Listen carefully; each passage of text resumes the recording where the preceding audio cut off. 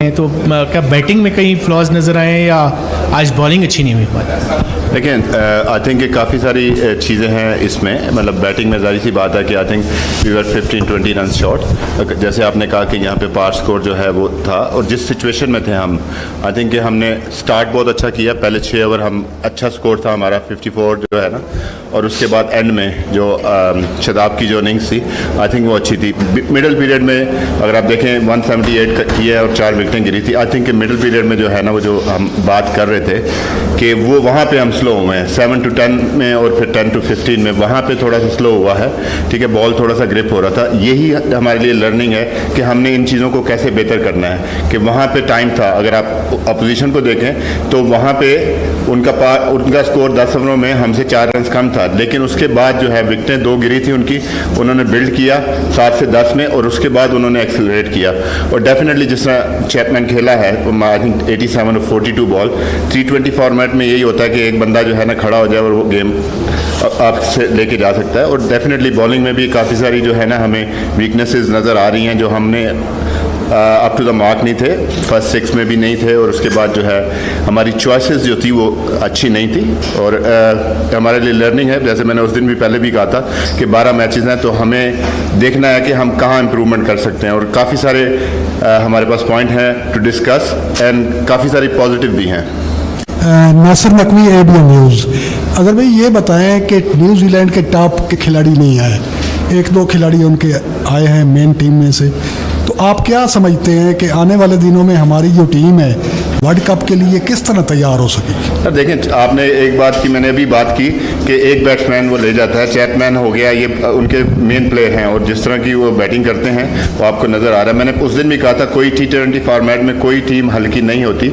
हमें उनके प्लेयर्स का अंदाज़ा नहीं है कि वो इंटरनेशनल नहीं खेले, लेकिन वो टीम एक स्ट्रॉन्ग टीम है, वो उनके ये फ्यूचर है न्यूजीलैंड क्रिकेट का।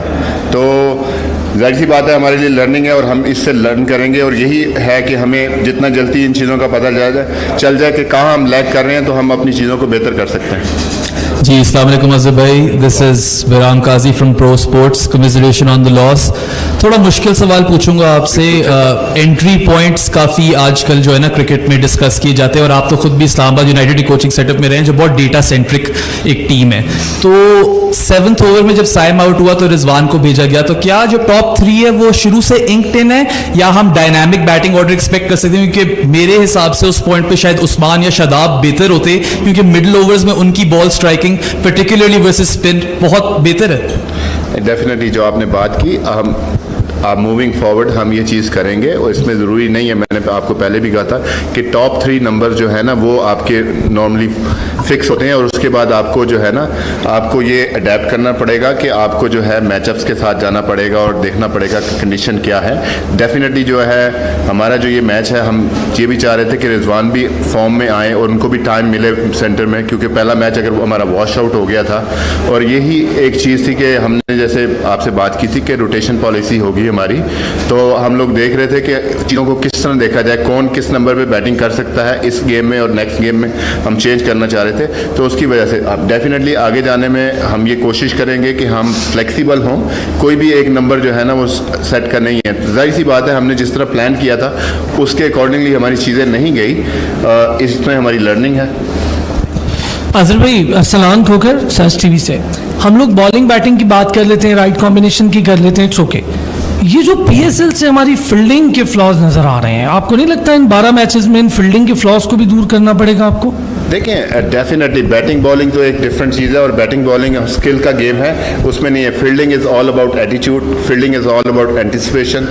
और आज अगर आप देखें तो we were not good in the field either, you know like अगर आप चैपमैन का वो कैच हो जाता जो ड्रॉप कैच हुआ है, ड्रॉप कैच होते हैं, और जिस तरह कि अगर आप देखें कि उन्होंने रनिंग बिटवीन द विकेट की, और जिस तरह उन्होंने 2 रन भागे हैं, तो डेफिनेटली एंटिसिपेशन थोड़ी सी बेहतर होती तो हम काफ़ी सारे 2 रन बचा सकते थे। तो ये चीज़ें सारी माइंड में हैं, क्योंकि फील्डिंग का जो है ना बहुत इंपॉर्टेंट रोल है। बैटिंग बॉलिंग में आपकी लक होती है, फॉर्म होती है, लेकिन fielding is all about attitude, and we discuss on that those things. तो इंशाल्लाह आने वाले वक्तों में, मैं ये तो नहीं कह रहा कि हम नंबर 1 फील्डिंग साइड हो जाएंगे, लेकिन मैंने जब भी ड्रेसिंग रूम में बात किया, हमने हमारे एटीट्यूड की बात की है, हम जो है ना किस तरह एंटिसिपेट करते हैं उन चीज़ों पे हम काम करेंगे, और आने वाले वक्तों में इंशाल्लाह हम उन चीज़ों के ऊपर काम करेंगे।